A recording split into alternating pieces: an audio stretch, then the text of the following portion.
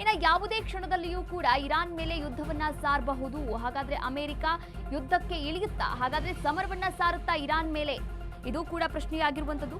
ಮಧ್ಯಪ್ರಾಚ್ಯದತ್ತ ಯುದ್ಧ ವಿಮಾನಗಳ ರವಾನೆ ಕೂಡ ಆಗ್ತಾ ಇದೆ. ಅದರ ಜೊತೆಗೆ ಯುದ್ಧ ವಿಮಾನಗಳನ್ನ ರವಾನೆ ಮಾಡ್ತಾ ಇದೆ ಅಮೆರಿಕ. ಇಲ್ಲಿ ಸಪೋರ್ಟ್ ಅನ್ನ ಕೂಡ ಮಾಡ್ತಾ ಇರುವಂತದ್ದು ಇಸ್ರೇಲ್ಗೆ. ಇರಾನ್ ಶರಣಾಗದೇ ಇದ್ರೆ ಅಮೆರಿಕ ಕೂಡ ಯುದ್ಧಕ್ಕೆ ಇಳಿಯುತ್ತಾ? ಹಾಗಾದ್ರೆ ಡೊನಾಲ್ಡ್ ಟ್ರಂಪ್ ಅವರ ಎಚ್ಚರಿಕೆ ಯುದ್ಧದ ಲಕ್ಷಣವಾ? ಯುದ್ಧದ ಒಂದು ಮುನ್ಸೂಚನೆ ಏನಾದರೂ ಕೊಟ್ಟಿದ್ದಾರಾ ಎನ್ನುವಂತಹ ಒಂದಷ್ಟು ಪ್ರಶ್ನೆಗಳು ಕೂಡ ಇಲ್ಲಿ ಹುಟ್ಟಿಕೊಳ್ತಾ ಇರುವಂತದ್ದು.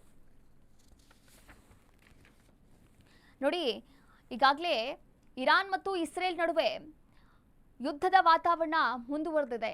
ಇಸ್ರೇಲ್ಗೆ ಈಗಾಗಲೇ G7 ಶೃಂಗ ಸಭೆಯಲ್ಲಿ ಈಗಾಗಲೇ ಪ್ರಸ್ತಾಪ ಮಾಡಲಾಗಿತ್ತು. ಆ ಒಂದು ವಿಚಾರವಾಗಿ ಎಲ್ಲ ರಾಷ್ಟ್ರಗಳು ಕೂಡ, G7 ರಾಷ್ಟ್ರಗಳು ಏನಿದೆ ಆ ರಾಷ್ಟ್ರಗಳೆಲ್ಲವೂ ಕೂಡ ಇಸ್ರೇಲ್ಗೆ ಸಪೋರ್ಟ್ ಮಾಡ್ತಾ ಇರುವಂಥದ್ದು, ಬೆಂಬಲವಾಗಿ ನಿಲ್ತಾ ಇರುವಂಥದ್ದು. ಆದರೆ ಇರಾನ್ಗೆ ಇಲ್ಲಿ ಮುಸ್ಲಿಂ ರಾಷ್ಟ್ರಗಳು ಸಪೋರ್ಟ್ ಅನ್ನ ಮಾಡ್ತಾ ಇದೆ.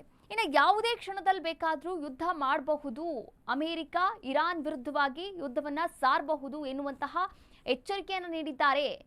ಯಾವುದ್ರ ಮೂಲಕ ಅಂತಂದ್ರೆ ಟ್ವೀಟ್ ಮೂಲಕ ಅಂತಾನೆ ಹೇಳ್ಬೋದು. ಯಾಕಂದ್ರೆ ಇಲ್ಲಿ ನೋಡಿ, ನಮಗೆ ತಾಳ್ಮೆ ಇಲ್ಲ, ತಾಳ್ಮೆ ಕ್ಷೀಣಿಸ್ತಾ ಇದೆ.